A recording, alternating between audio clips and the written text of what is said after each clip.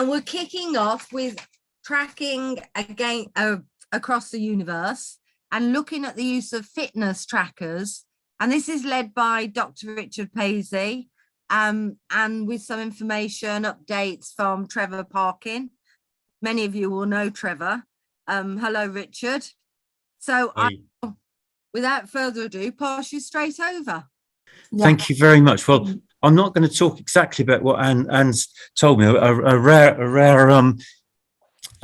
instance of not doing exactly what she says to me, because what Alicia said and what Trevor's going to say and what the Hayat duo team is going to say is really much more important, because it's from the heart and it's from the lived experience of it.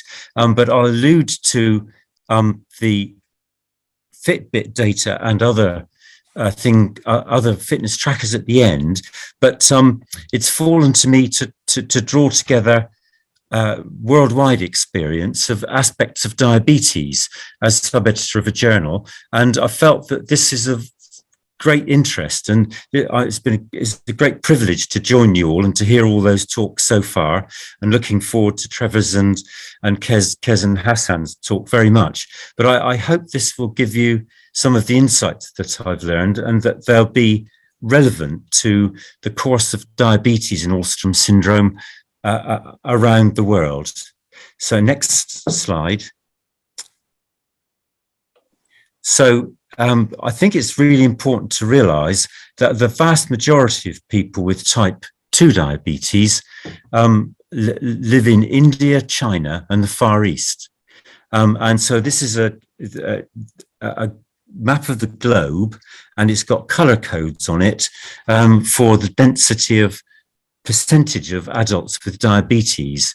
And across the middle belt of Mexico, some of North Africa, Arab countries, and the subcontinent, the rates of diabetes are very high, and the type 2 diabetes, rather like in Alström, occurs much younger than in the Americas and Europe, and apart from Mexico.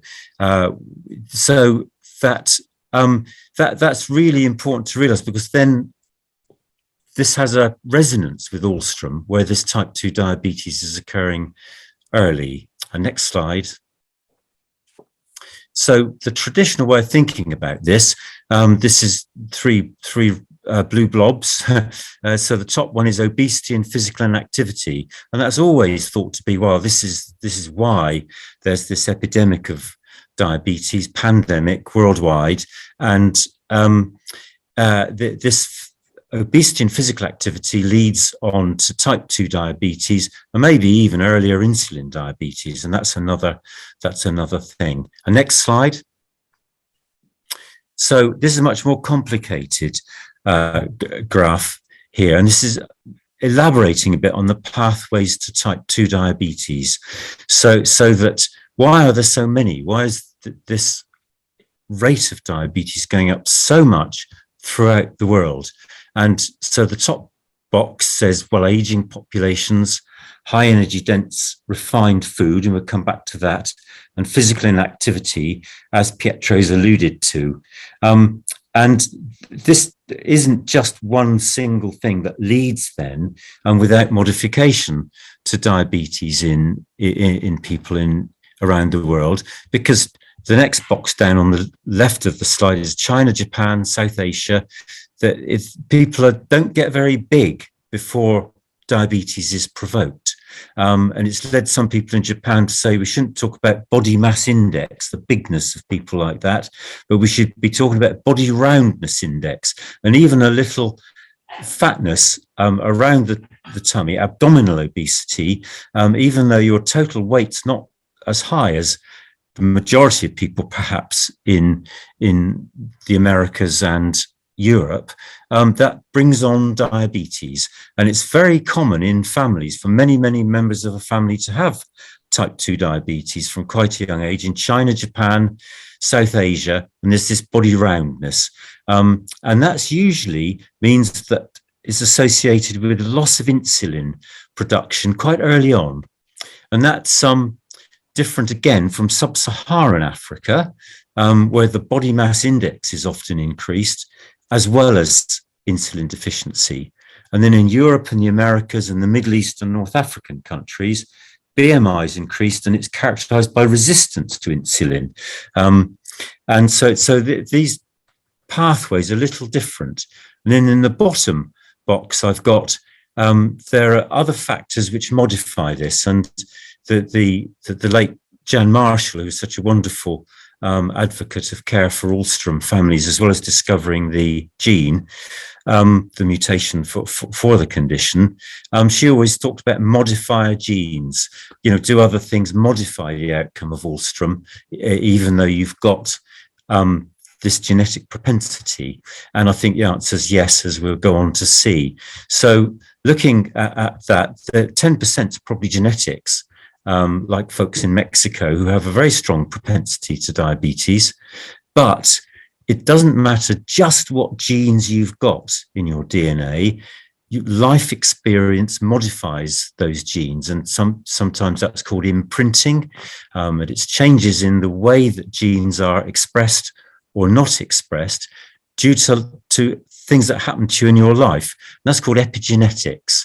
And so if you're poorly nourished as an infant, it will switch on genes which make you more likely to get diabetes in later life.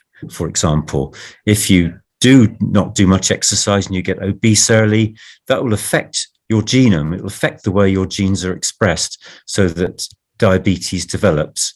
And that can even be passed on from a mum who's diabetic to her unborn child. And there's great research, and everybody must have heard probably of the gut microbiome and how the bacteria within your gut, which help process your food, varies according to the food you eat, and how that may affect your propensity to diabetes. So these things amplify the risk. And can that slide go up so we can see the bottom bit? Or can it be shrunk? Perhaps if it's shrunk a bit. Let me have a look. So, but I'll talk while you're trying. But so the bottom bit of the slide is, well, once type 2 diabetes develops, it's irreversible.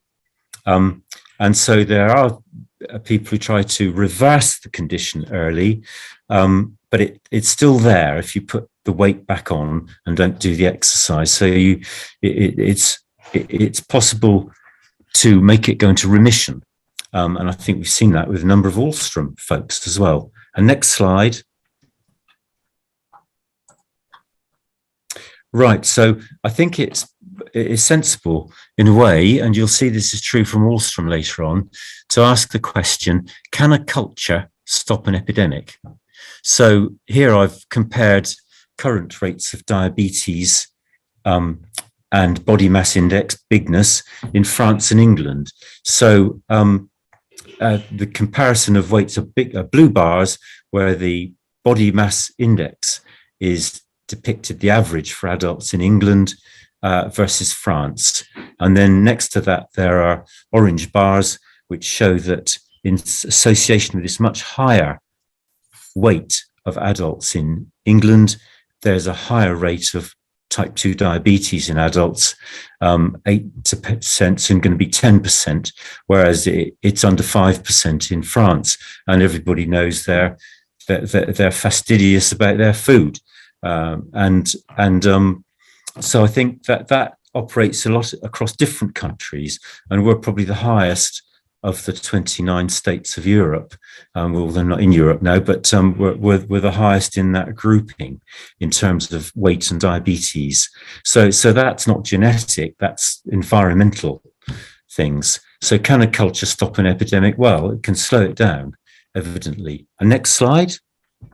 So what happens? Have there been any experiments on a population basis which really proves this, which underscores the finding that some people with Alstrom can remit their diabetes and keep it well under control? Well, there is, and this is the extraordinary experience of Cuba.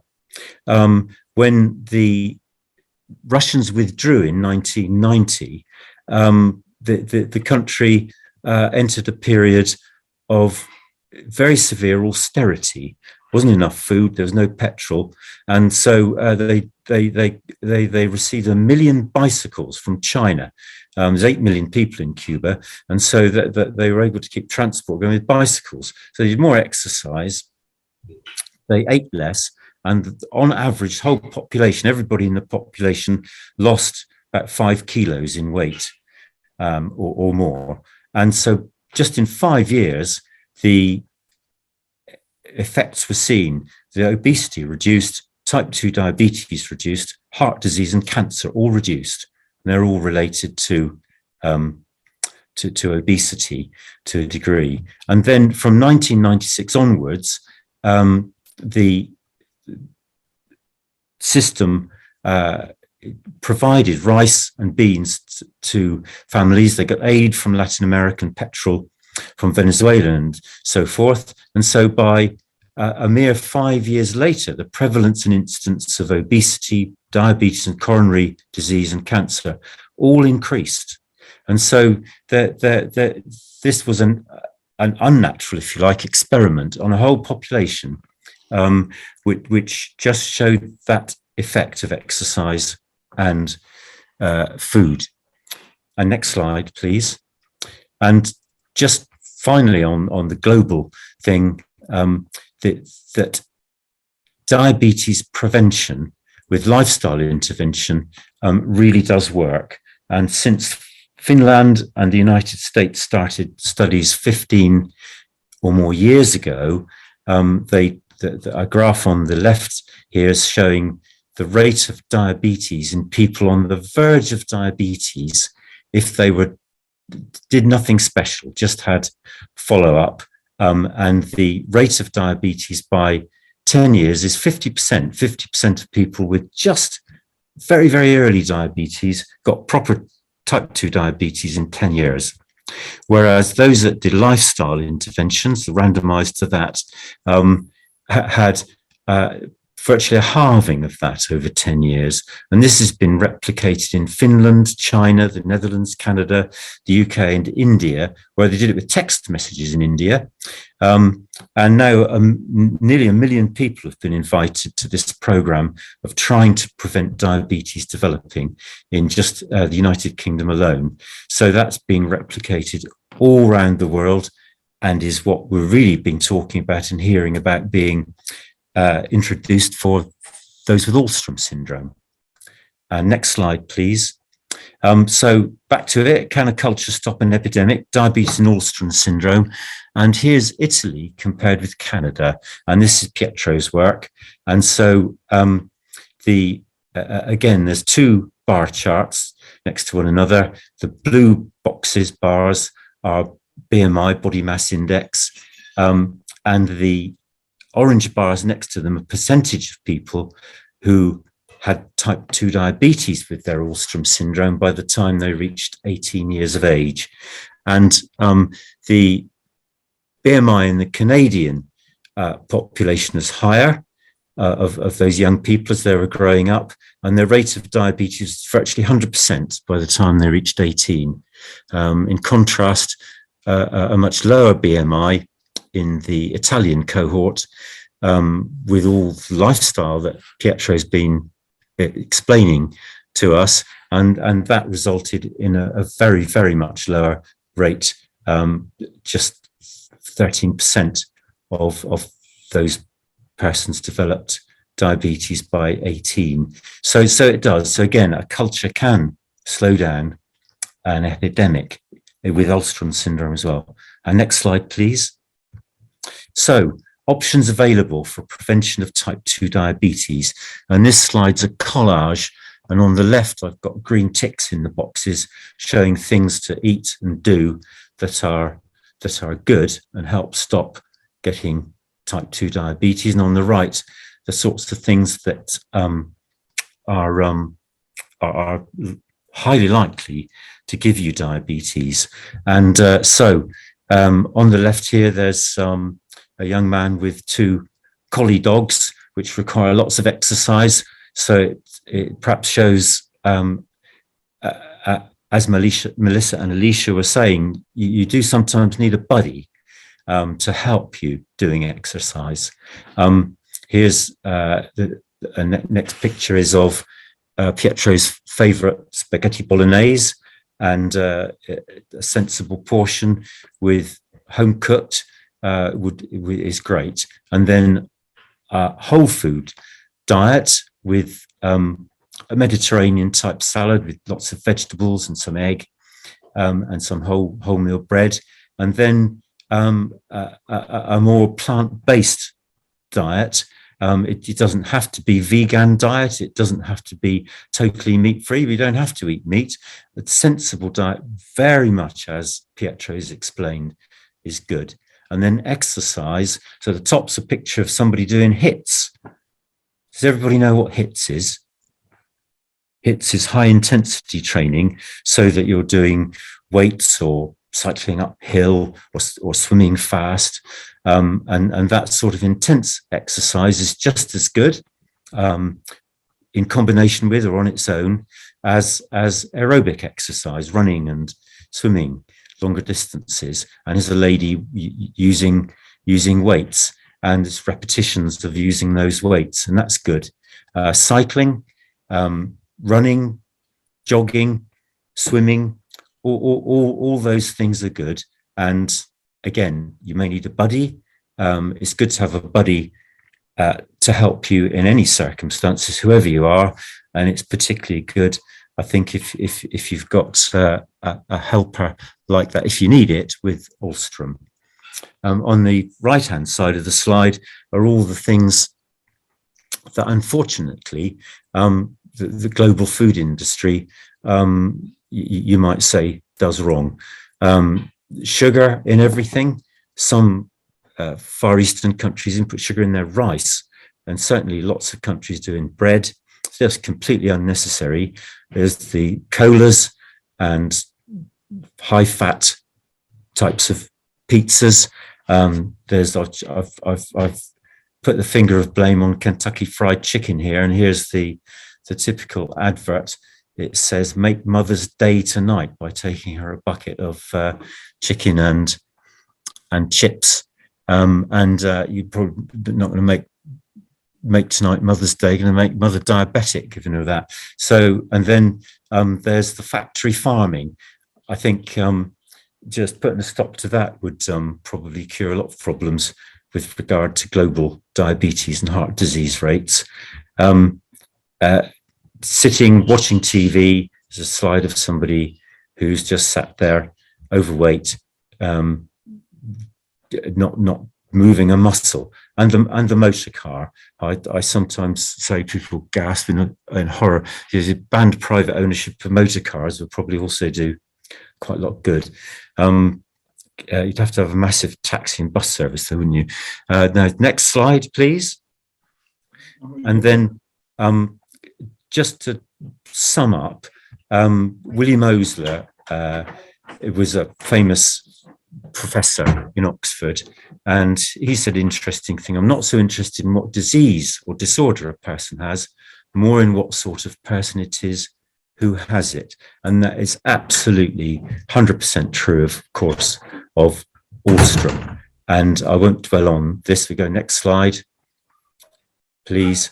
And here's, I think, when you think of all that, you can end up being a bit despondent. So on the left here is despondency. This is a slide of the van that comes around and empties the sewage from septic tanks and things. And a witty person in the company has painted on the side, "Caution, this tank is full of political promises." And you could be very despondent about all this and think, well, the government's entwined with commercial enterprises and big industries, and particularly the food industry and the oil lobby. So how is it ever going to change? How's the background health of nations going to change? Well, I think on the other side of the coin, there's nature and the increasing concern with the environment and climate change and global warming. And so there's many things here that are important. Occupation. food production and marketing. Can we prevent or cure or remit diabetes and obesity? About pollution and commerce. How will commerce work if we change all these things? And I think is a growing concern in all countries from many people that all of these things could and should be changed for the better. And I think they're the two sides of the same coin: personal health, the health of people's, and the conservation of the environment. And I think thinking of it like that, we have many allies, perhaps, to just try to break this vicious cycle. Next slide. Right, so here we are, Fitbit, in and sustaining exercise. And this two persons with Alstrom have very kindly donated their data, and we've tabulated this. And this is over 6 years of one of those two people. And Trevor's going to talk about his own experience in greater detail later, as well as, of course, Kez and Hassan. So first of all, you can track with the Fitbit your steps per day, your calories consumed per day, and maybe sleep if you wish. It's often thought of as Alicia said, as a stimulus to keep going, to know what exercise you're doing, but also to encourage you to get up to that standard of exercise each day. On the other hand, many Alstroms and others, Alstrom persons and others, use Fitbit to get the measure of exercise. How much walking is 10,000 steps for me in my area? And then once they've done that, they don't use it anymore. Others may return to it when changing routine, and there are many other apps available for tracking exercise. And one, I'm not, don't know if it shares any of them, but I wish I did. But the Garmin, for example, is waterproof, can do cycling, running, and walking. And there are many, many apps available on phones and watches, and find one that suits each person. And use it either all the time or as appropriate as a stimulus to keep going. Next slide, please. And so I've given you some references for all that I've said. And next slide. And some books which I think are very, very relevant to the link between the environment, climate change, health of nations, health of peoples, and health of individuals. Okay, that's it. Thank you.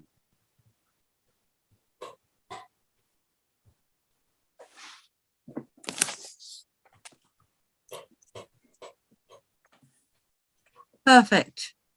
Thank you, Richard. You're welcome. Thank you. Happy to answer any questions. Well, we'll run into Trevor's presentation. And then take questions after that, if that works for both of you. Fine. Perfect. Okay. I always listen to you, Richard, and get inspired by you. Thank you. Okay, so I'm going to pass over to Trevor Parkin, who will introduce himself. Many of you will know Trevor as the ex-chair of Alstrom UK. And Trevor continues to work with us as a volunteer. Over to you, Trevor. Thank you. Yeah, hi. Hello, everybody, and welcome. Hope you can all see me and hear me fine. So, yeah, I just take the opportunity firstly sort of thing to say thank you to Anne and to the team for putting on this tremendous presentation this afternoon, this global reach. Fantastic presentation from all people, and a lot of information recorded. I've been wearing a Fitbit now for a number of years, keeping the data for Richard as one of those two people I can see shown on the graph earlier on. I can see my Fitbit on my wrist. I wear it permanently 24/7. The only time it ever comes off is to charge. So it's part of my life and part of a way of a culture that I've just come to express and use in a positive way. I was very grateful to Alstrom a few years ago for receiving some money by way of a grant and allowing us to, as a promotion of healthy living and healthy exercise, combine the two because they work in conjunction with each other, and they allow some of our sort of community, our Alston family, to take advantage of having a Fitbit to wear. And I was one that, you know, took that opportunity and wore it. I currently have the Fitbit on now. It does, as Richard said, work in conjunction with an app on either your mobile phone or your iPad or whatever. And it does record predominantly your steps that you do on a daily basis. It records also your sort of calories that you burn off, the amount of miles that you cover by way of distance. And for those that live in a house that has stairs, the amount of stairs that you climb up and down. And more importantly, your exercise, or as it puts on Fitbit particularly, called active minutes. Each one of those different sort of, I guess, areas is targeted by way of your steps, and you can adjust those targets to reflect your own use. You know, from a point of view, a target for me is something that is kind of achievable, but at the same time is challenging. And so there's no point in setting a target that is, you know, impossible to hit, because it's just demotivating.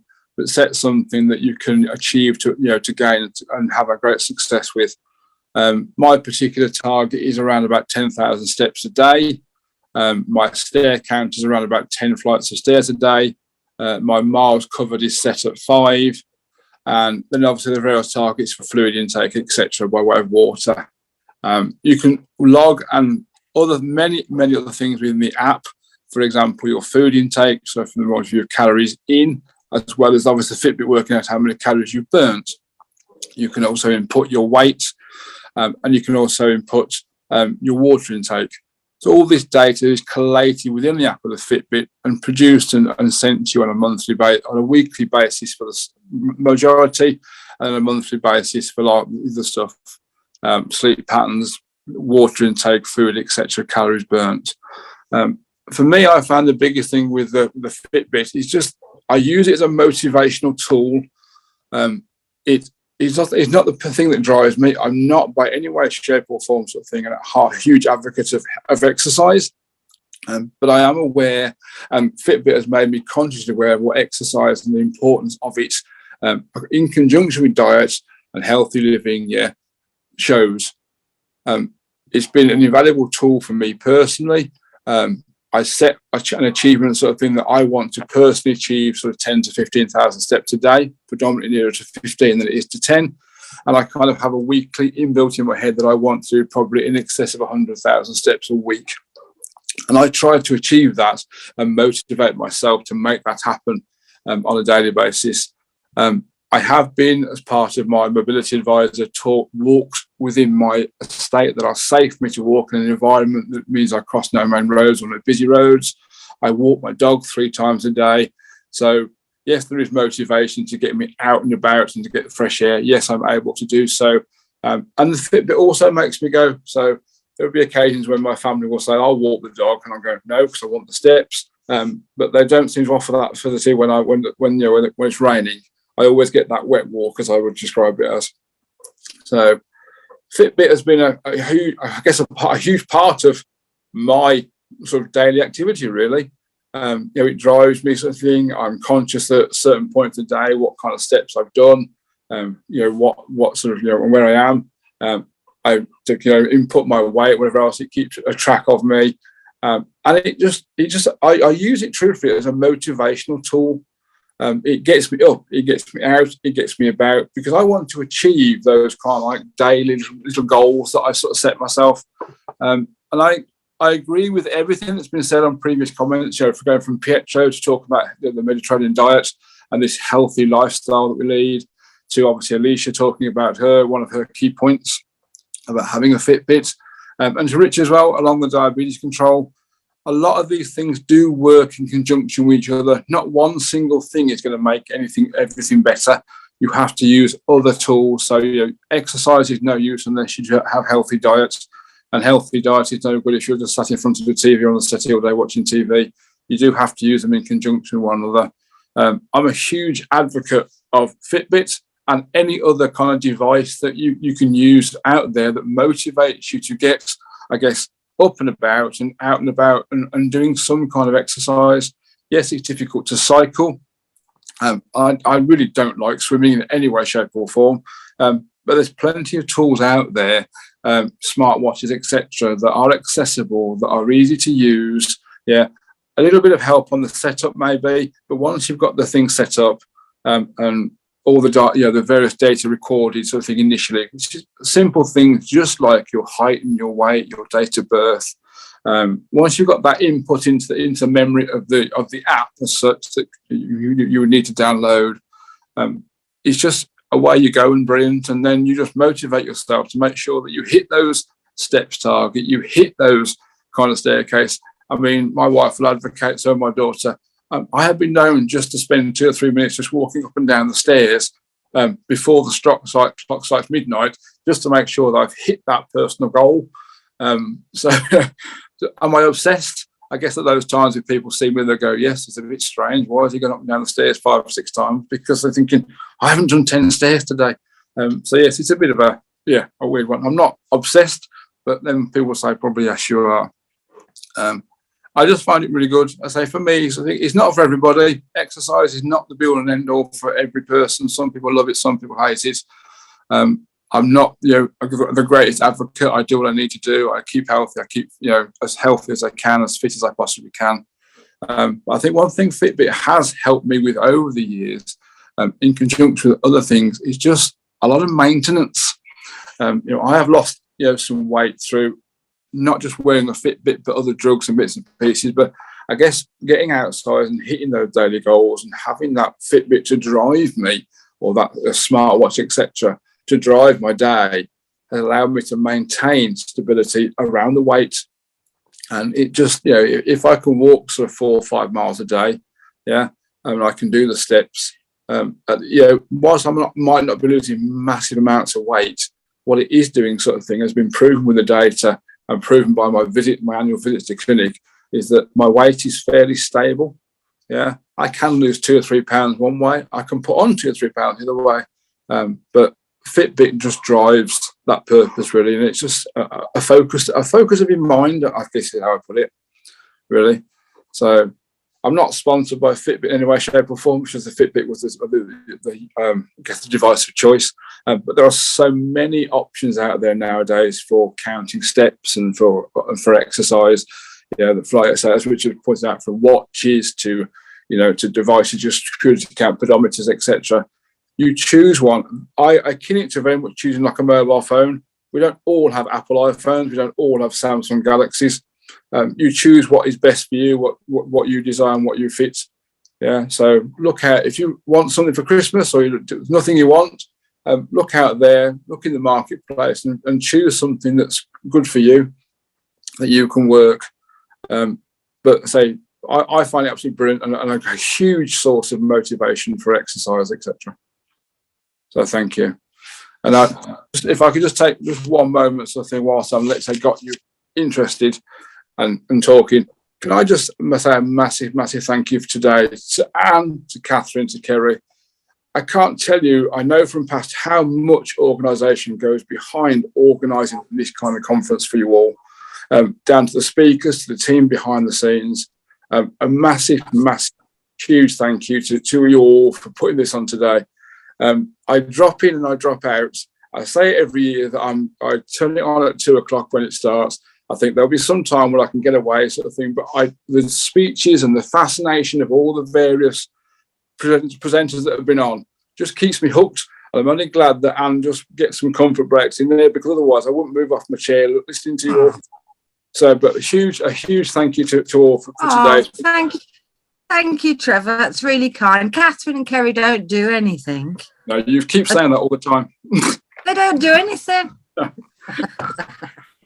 I've heard that in the past. And we're delighted to have so many kind of attendees with us.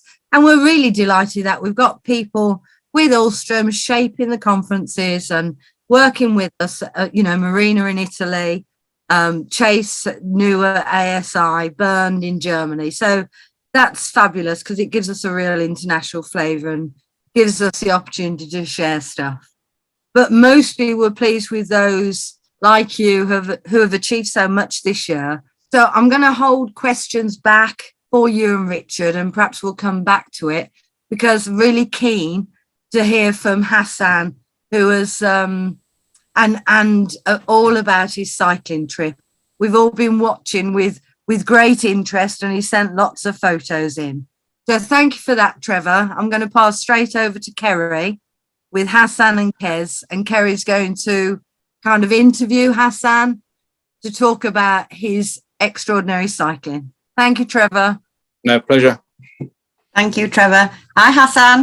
Hi, Hi, how are you? good. How are you? Good. I'm good, thank you. Right, before we get on to talking about your adventures then, which is absolutely fabulous, can you just tell everybody a little bit about yourself? First of all, good evening, and I'd like to say thank you to Anne for inviting me to explain about my experience and my adventures.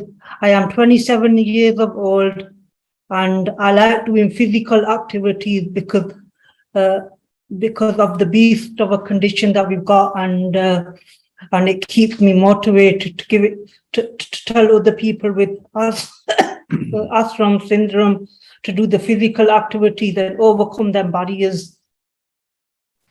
Thank you, Hassan.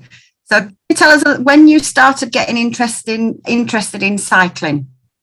That was 2017 when Adam Tasker came to see me at Henshaw's College. He had a meeting with me and Roxanne Stewart to told us about these amazing activities that he does. And it's called Choices for All funding he gets, and we do cycling and other various activities like take a hike. And I love it. Adam's a great guy. By the way, he got an award from the Queen to take on these people with disability. Mm-hmm. Excellent, excellent. So tell us a little bit then about your most recent adventure then. Where did you go? My most recent venture, yeah. Me, my three friends, Adam, Tasker and Connor and Monkey Taris, we went on the 12th of August. We set off from Bradford.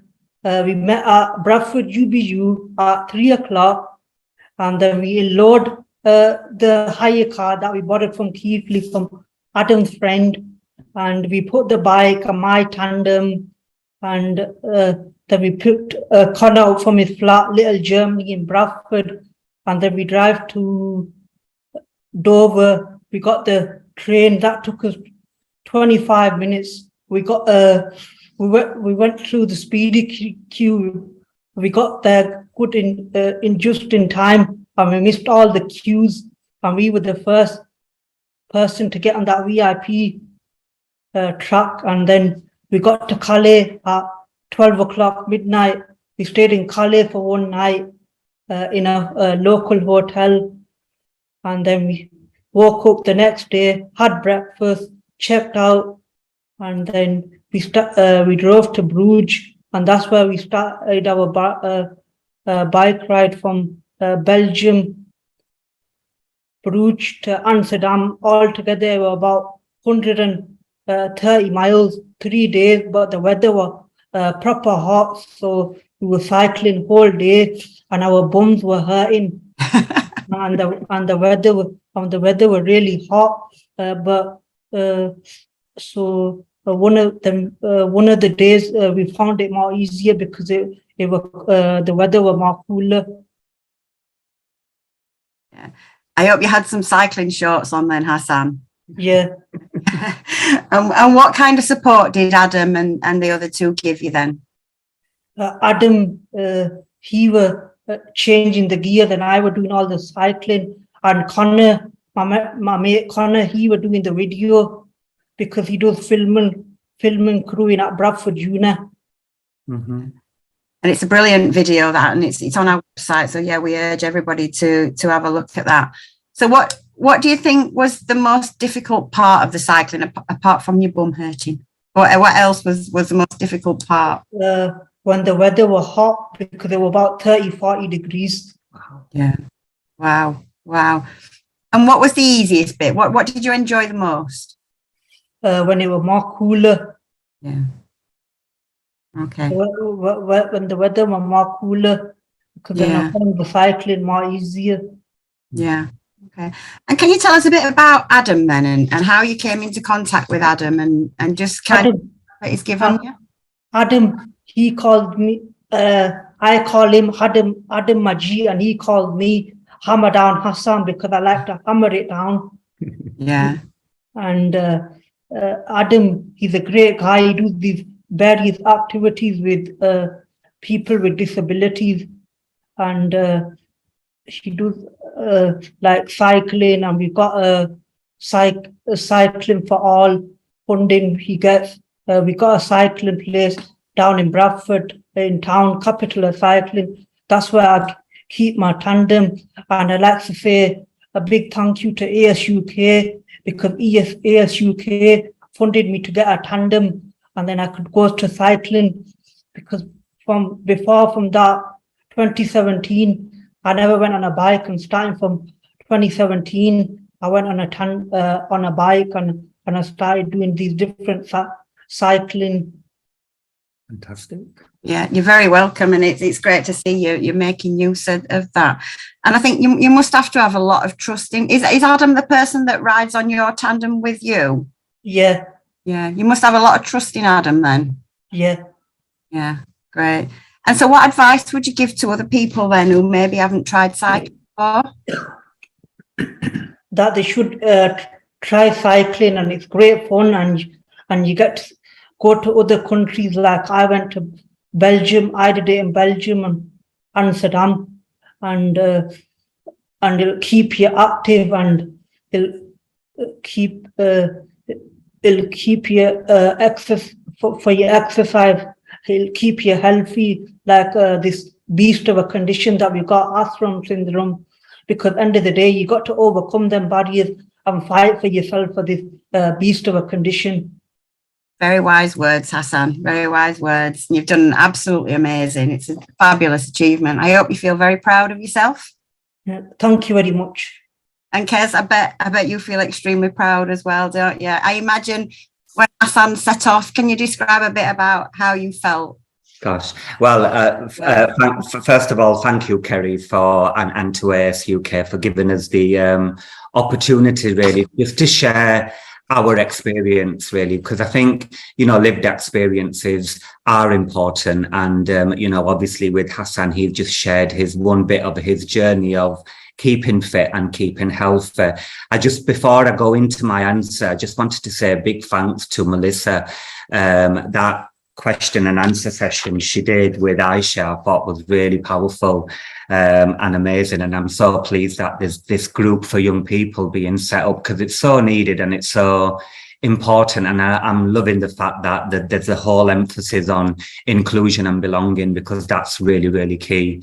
And Richard, also, if I may, what a fantastic presentation that was. I learned so much in such short space, and it just reinforced my own focus around the whole need around prevention and awareness raising, in terms of, your evidence proves that actually eating healthy and keeping fit and healthy is so important, and it can turn it around. And we've seen that in terms of, Hassan's clinical results, in how he's managed his diabetes, and how some of the consultants at the hospital have been really pleased with his progress. So thank you very much. And obviously as well, Trevor's, data and results as well really do prove that. So I just wanted to say a big thank you to all of you. I've learned so much, and I'm glad. Thank you, Kez. That's praise indeed coming from you and Hassan. Thank you so much. Means No, we really mean it, Richard. Thank you. So go on, Kerry. You can ask me the question you just asked me, because I forgot. That's right. How did you feel when Hassan set off on his adventures? I imagine you may have been a little bit nervous. Oh my goodness. Well, every time this young man sets outside the front door, I'm very nervous and very anxious. But also I was very reassured, really, as a parent, Kerry, which is so important for our young people, with their additional needs, that we do worry as parents, and we are very concerned. But the diamond of these people that Hassan's got, you know, Adam and Taras and Connor, I was fully reassured. They were giving me, you know, hourly updates, information. Adam's got to know Hassan really, really well in terms of what he's like. You know, if you don't have a good night's sleep, Hassan can be quite grumpy, that kind of thing. Adam's picked up. So as a parent, that's really important, you know, when you're letting them go and you're thinking, oh my God, they're outside the country as well. But yeah, I think, you know, Melissa and Aisha said something that really resonates. It's really important for parents not to, you know, wrap them round cotton, you know, wool, whatever the phrase is, and having belief, having that faith, having that confidence in your young person is absolutely key, I'd say, for a parent. And when you know that they've got the right level of support around them from the moment they leave the house, and they are independent enough to utilize the mobile phone as well, as parents, they are the kind of things that really help. When the mobile phone battery dies, that's a separate matter, but they are the kind of things that really, really help. And I think that's it, that they're real good tips for, I think, as young people are developing their independence, that it's, you know, those key top tips that helps give you that reassurance, but also helps to make sure that people are safe. Yeah. Any other top tips, Kez, around people becoming independent? Yeah, so for me, you know, it has been a bit of a unique journey. And I remember when Hassan were about 11 and 12, when he wasn't even diagnosed with Alström syndrome at the time, Kerry, we came across a small little group which was based in Skipton, which is not far from us. And it was a little group for visually impaired young people. And it was a group that took out these young people for the weekend in the Lake District. So obviously Hassan being 11 and 12, very, very young. And I remember his first ever weekend away.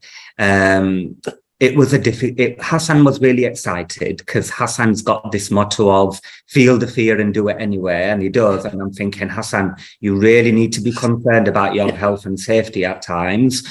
But you know, it was then. And when I look back at it now, Kerry, because I remember Hassan being excited and me waving him goodbye in the coach, and I could sit in the car park and cry for an hour before I went home, thinking, oh my God, how is he going to cope? And, you know, as parents, all them feelings sort of approach.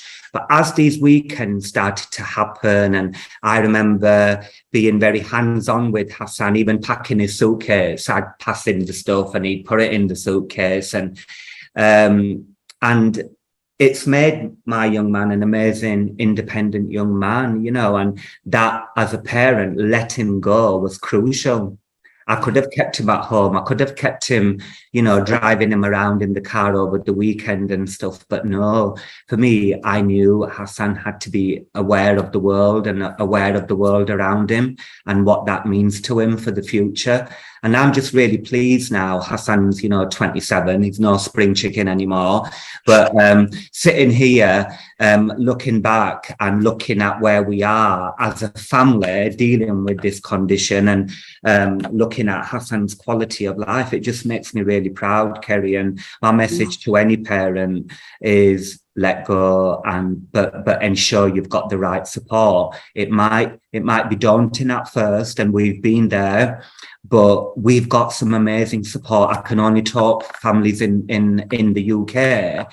The first and foremost thing that really helped us when we became aware of AS UK, and that's when I started seeing more light at the end of the tunnel. And Hassan's talked about his tandem bike, you know, that was funded by AS UK, which has had such a positive impact on Hassan's life. It's completely changed it.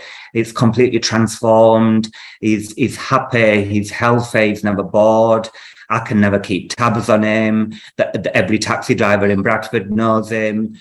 So yeah, I think overall it's been difficult at times. It's been challenging, but we are sat here with a very positive story, and you know, it can happen for every family. because once you've been diagnosed with Alström syndrome, that for us, it was, you know, the support was coming in, the advice, the guidance, the specialist support at school, the health educational plan started improving, very targeted, very person-centered. So that is there. And my, you know, advice to any parent is go out and look for it. And with the support from AS UK, you will get it because it is out there. And Right. Thanks, Kat. and I like to say something. Go on. You like to, like I found in the local community for young people and to parents, like find someone like Adam Tasker, like I find, and you'll overcome this beast of a condition, and you can do like physical activities. Yeah. And I think, yeah, I completely agree with you there. I think getting them real good PAs in place, it makes such a difference. And I think it reassures us as parents as well, when you know that there's somebody there. But no, that's fabulous, Hassan. And last words to you. So have you got 3 words to sum up your experience? Yeah, physical, to do like different activities and Exciting and fun. exciting and fun. Fabulous. And what's next? What are you doing next? Any adventures coming up? Yeah, my next, like when I was listening to Chris's goal, I was saying to my dad, I've got our next goal to do Kilimanjaro in Africa. Okie doke then, let's get planning. Hey, That was fabulous. Well done. Thanks ever so much, Hassan and Kez. Thank you for inviting me for today. Oh, thanks for joining us. And Hassan, sorry, I just need to say that there's a lovely comment in from Michelle that says, thank you to you both. I really needed to hear this today. I'm sure there's lots of parents, lots of people with Alström that have, you know, really appreciate you taking time to talk to us. Very, very inspirational as always. Thank you, Kerry. I just want to say final words. Thank you. And I'm so pleased to join. It's sort of my niece's birthday today. So we've left the party to join at home on the kitchen table, and we're going to go and join the party again. But actually, I'm so pleased to have joined. It's been lovely to see them familiar faces. But the information that I've heard has really blown me away from everyone that I've heard. So I came in onto Melissa's point, and from then onwards, I've heard everything. So thank you. And thank you for allowing us to share our journey and experience as well. Excellent. thank you, Kez. Thank you. Thank you, Hassan. Thank Enjoy you. your party. See you soon. Take good care. Bye.